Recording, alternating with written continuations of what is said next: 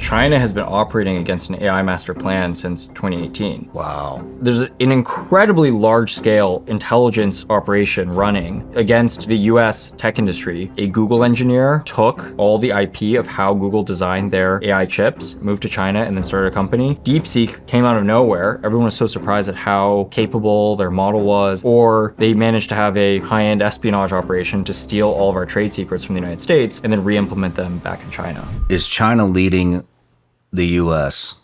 in any other realms when it comes to the AI race? I mean, Xi Jinping has said himself, the winner of the AI race will achieve global domination.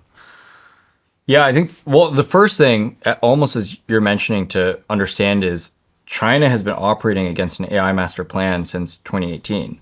The CCP put out a broad whole of government, civil military fusion plan to win on AI.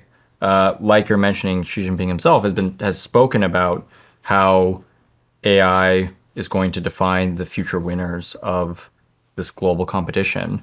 From a military standpoint, they say explicitly, hey, we believe that AI is a leapfrog technology, which means even though our military is worse than America's military today, if we overinvest in AI, we have a more AI-enabled military than theirs, we could leapfrog them. So they've been super invested. Right now, I think the best way to kind of paint the current situation is they are way ahead on power and power generation. They're behind on chips, but catching up on chips. They are ahead of us on data. China has had, again, since 2018, a large-scale operation to dominate on data. And today, in 2023, I think, there were over 2 million people in China who were working inside data factories, basically as data labelers or annotators, basically creating data to fuel into AI systems. I think that number in the US, by comparison, is something like 100,000. So they're outspending us 12-1 on data. They have over 7 cities, full cities in China that are dedicated data hubs that are basically powering, this like broad approach to data dominance. And then on algorithms, I think they are on par with us because of large scale espionage. So, and this is, I think, one of these open secrets in the tech industry, that Chinese intelligence basically steals all of the IP and technological secrets from the United States. There are a bunch of very concerning reports here. So one is there was a Google engineer who took the designs and all the IP of how Google designed their AI chips and just took those and moved to China and then started a company on top using those designs. The way he got those designs, by this way, it was this guy Leon Ding, I think. The way he stole the data out of Google's corporate cloud, by the way, was that it was so stupid. He just took all the code, he copy pasted it into Apple Notes, into like the Notes app, and then exported to a PDF and printed it, and just walked out with it. That's it. That's it. So this was later discovered. We found out this happened, but for months we had no idea that they'd stolen all this critical IP. Stanford University, this just came out last week. Stanford University is entirely infiltrated by CCP operatives.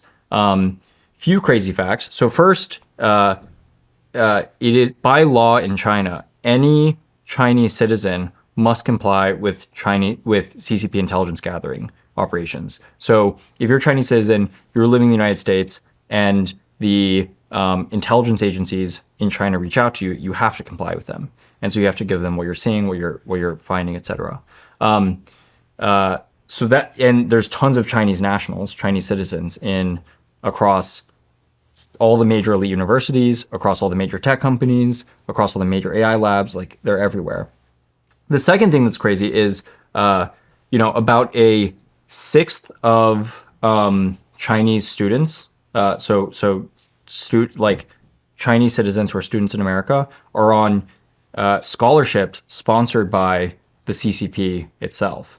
And for those on these scholarships, they have to report back to a handler, basically, what are the things they find, what are the things they're learning. Otherwise, their scholarships get revoked. So there's an incredibly large scale intelligence operation running against the U.S. tech industry, which is just collecting all of the information and secrets and technological secrets from our greatest research institutions, our universities, our AI labs, our tech companies, at massive scale. And honestly, I think this is a very underrated element of how China caught up so quickly. So, DeepSeek came out of nowhere. Everyone was so surprised at how capable their model was and how they learned all these tricks. How much of that is because they came up with all of them on their own, or they managed to have a exquisite high-end espionage operation to steal all of our trade secrets from the United States and then re-implement them back in China.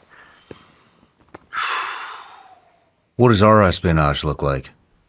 Well, there was I think nowhere close to as good. I mean, I think so. One thing that that the CCP did for DeepSeek, the DeepSeek lab, is after DeepSeek blew up and the CEO of DeepSeek met with the Chinese premier, they then locked up all the researchers into a inside. I shouldn't say locked up, but they huddled all the researchers together and they took all their passports. So none of the AI researchers who work at DeepSeek are able to leave the country at all, and they don't come into contact with any foreigners. So they basically locked down the entire research effort, so that that makes it very, very hard to conduct any sort of espionage into that operation. And then there's that report. This is all in the news, but a decade ago, 15 years ago, many of the CIA operatives, U.S. CIA operatives in China, were all killed because they were sort of compromised because one of the communication channels they were using was compromised by Chinese intelligence, and the CCP was able to effectively round a lot of them up and kill them. So their espionage on us is extremely deep, huge risk. There's incredible amounts of we're deeply, deeply penetrated by Chinese intel. And comparatively, as far as I know, we have much less capability. And I think they've designed it such that it's very hard to infiltrate their AI efforts. Jeez. So that's other. So they're ahead of us on data.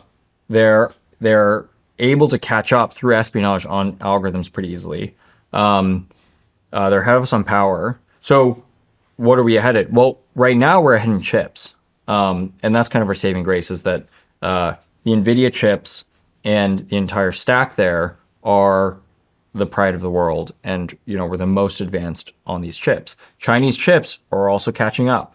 There's a bunch of recent reports that Huawei chips are getting to be, they're basically one generation behind the NVIDIA chips. So they're close. They're close. So all of this is pretty concerning. There was another report that came out of CSIS recently that there was a Chinese effort called, it's the Next Generation Brain Understanding Project or something, where they're basically trying to use AI to fully understand the human personality effectively and human psychological behaviors. I imagine that's ultimately for effectively information warfare.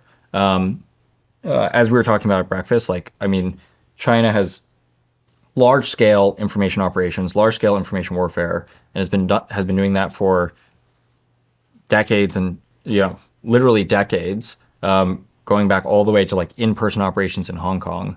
They're so sophisticated at all that, and AI is going to enable them to just move much faster as well. How do we combat that?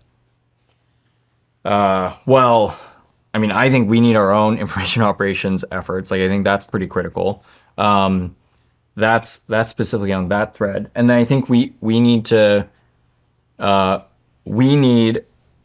acknowledge that at the end of the day, we are a more innovative country, but we have to dramatically, get our shit together if we want to win long term in AI. No matter where you're watching Shawn Ryan Show from, if you get anything out of this, please like, comment, subscribe, and most importantly, share this everywhere you possibly can. And if you're feeling extra generous, please leave us a review on Apple and Spotify podcasts.